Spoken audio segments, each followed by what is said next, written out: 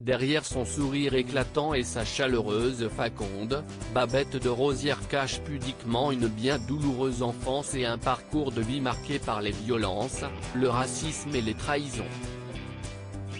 Au plus profond de son cœur demeure une petite fille, Elisabeth, alors surnommée Élise, née en Guadeloupe en 1946, d'une relation secrète entre deux ados de 18 et 19 ans, issus de deux familles ennemies. Ma grand-mère maternelle, Toutoute, m'a alors fait passer pour sa fille, et m'a élevé avec amour durant 15 ans, jusqu'à son décès.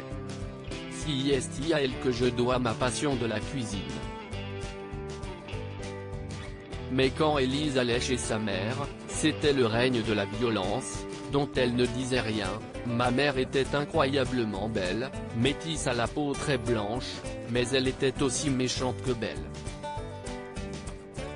Elle me battait sans cesse. Tout était toujours de ma faute. Des coups violents, notamment avec un tuyau d'arrosage, qui l'ont marqué à jamais, au propre comme au figuré.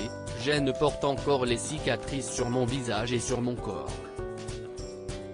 J'étais Cosette, enfermée dans la cuisine avec la bonne et traitée comme telle Vénus, sa mère, séduit entre-temps le riche amant de Toutoute, mettant le grappin sur sa fortune. Elle lui fera 7 enfants, qui resteront des étrangers pour Babette. Pour eux, j'étais la noiraude. J'étais Cosette, enfermée dans la cuisine avec la bonne et traitée comme telle. Je me revois à 8 ans, devant préparer d'énormes poissons et blessant mes petites mains avec le couteau qui glissait sur les écailles. Quand elle parle de sa mère, l'émotion la submerge encore après tant d'années. Babette est tout aussi émue en évoquant son père, écarté dès sa naissance par sa famille maternelle.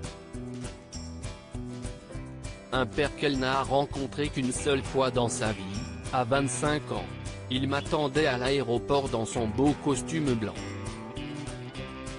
Quand j'ai vu son visage, je me suis vu.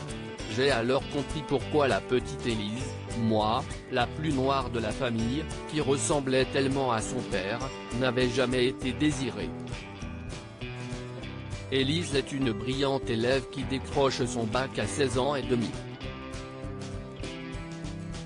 Mais, alors qu'elle doit aller fêter son diplôme avec ses camarades, sa mère brise son bonheur.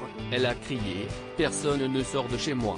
Je me suis donc déshabillée, et j'ai laissé mes amis partir sans moi, raconte-t-elle, les larmes aux yeux. L'adolescente sait qu'elle doit fuir cette mère toxique.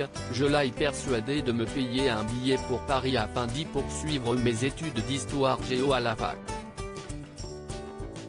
Comment sortir autrement de cet enfer? J'ai connu la misogynie, le racisme, la violence. Y compris la violence conjugale. Mais je ne suis pas restée. Ça non. Élise va alors devenir Babette et changer enfin le cours de son destin. Pour vivre, elle fait des petits boulots de nuit dans des palaces. Elle passe et réussit plusieurs concours, dont un à la Maison de la Radio ou Maison de l'Ortief, jusqu'en 1967, où elle entre au milieu des années 1960. Mais la métropole n'est pas un paradis. J'ai connu la misogynie, le racisme, la violence. Y compris la violence conjugale. Mais je ne suis pas restée. Ça non. Et le racisme ordinaire, à la Maison de la Radio, dans un ascenseur, elle est rouée de coups par un inconnu qui la traite de sale négresse. Et une collègue la harcèle en la traitant sans cesse de banalia. Un jour, Babette finit par lui lancer sa machine à écrire dans la figure. Ses collègues témoigneront heureusement en sa faveur. Elle a aussi connu les années bonheur, avec Mariti et Gilbert Carpentier, dont elle est l'assistante.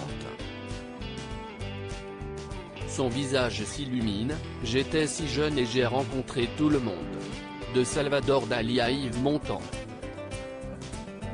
Elle abandonnera alors TIEF après 10 ans de bons et loyaux services pour aller ouvrir ses premiers restaurants. Des établissements en métropole comme en Guadeloupe, tout en subissant parfois arnaques et trahisons. La vie est belle, il faut toujours garder espoir. Babette de Rosières a aussi une fille, Valérie, très désirée, elle, est terriblement gâtée, tout était pour elle. Mais, depuis quelques années, les liens sont définitivement rompus. Je sais seulement que j'ai 2 petits-enfants que je n'aille jamais vus. Mais je suis sûr qu'un jour ils viendront chercher leur grand-mère. Si elle affirme qu'un amour, elle n'a pas vraiment eu de chance, Babette a enfin rencontré et épousé l'homme de sa vie, Claude Butin, un magistrat. Si estime mon mari qui m'a convaincu d'écrire ce livre pour dire que la vie est belle, qu'il faut toujours garder espoir et aller jusqu'au bout de ses rêves.